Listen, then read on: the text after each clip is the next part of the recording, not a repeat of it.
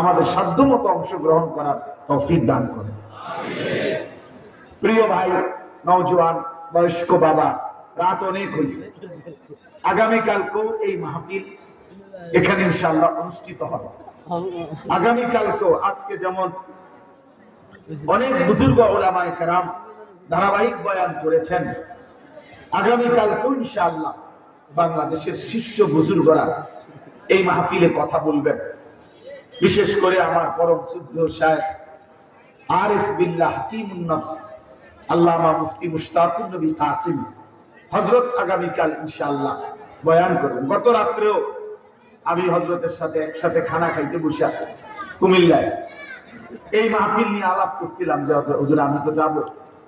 হুজুর বলছে মাওলানা আপনি প্রথম দিন যান, আমি ইনশাআল্লাহ দ্বিতীয় দিন আমিও আসবো। তো আলহামদুলিল্লাহ, এই জন্য যেহেতু বুজুর্গ উলামায়ে কেরাম আসবেন, কথা বলবেন, এই মাহফিল আগামীকালকেও হবে। এই জন্য খুব লম্বা করা, রাত্র গভীর করা, এমনিতেই অনেক রাত হয়ে গেছে, আমি মোটেই চাচ্ছি না।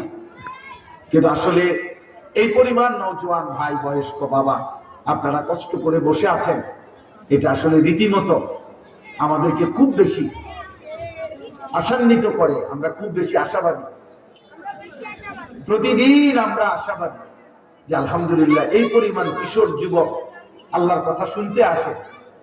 আগামীর সম্ভাবনা আমাদের কাছে এটা স্পষ্ট মনে হয়। ইসলাম